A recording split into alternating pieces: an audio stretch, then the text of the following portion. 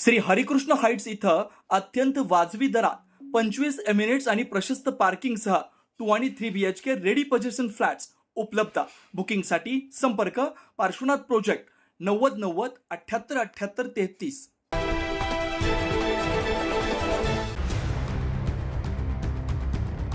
Green house effect सारखी परिस्थिती सध्या नाशिकमध्ये बघायला मिळते। होय, नाशिककर अनुभवताय उष्णतेचा कहर। नाशिककरांना आता उकाड्याचा फटका बसतोय। तापमान 37च्या पार जाणार असल्याची शक्यता वर्तवली जात आहे। दिवसा कडक उन्हाळा तर सायंकाळी दिलासादायक वातावरण, आल्हाददायक वातावरण हे नाशिकमधली सध्या परिस्थिती आपण बघतोय। हवामान एकंदरीतच दुपारी खूपच उष्णता, भयंकर उष्णता आणि रात्री तुरळक पाऊस, संध्याकाळी पाऊस अशी नाशिकमध्ये परिस्थिती आपण बघतोय। नाशिक शहरात उकाड्याने नागरिक हैराण झालेत।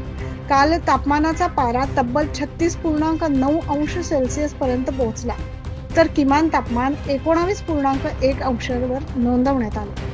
हवामान खात्याच्या अंदाजानुसार येत्या काही दिवसात हे तापमान 37 अंशाच्या पुढे जाण्याची शक्यता आहे। हवामान तज्ज्ञांच्या मते अरबी समुद्रावरून येणारे बाष्पयुक्त वारे कमी झाल्यामुळे वातावरणाच्या वरच्या थरात एक विशेष स्थिती निर्माण झाली। त्यामुळे हवा खाली दाबली जात असून ढगाळ वातावरण तयार होतंय।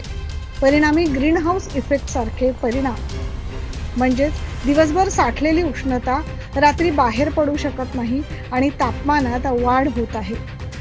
दरम्यान दिवसभराच्या प्रचंड उकाड्यानंतर नाशिक रोड परिसरात काल सायंकाळी पावसाच्या हलक्या सरी कोसळल्या।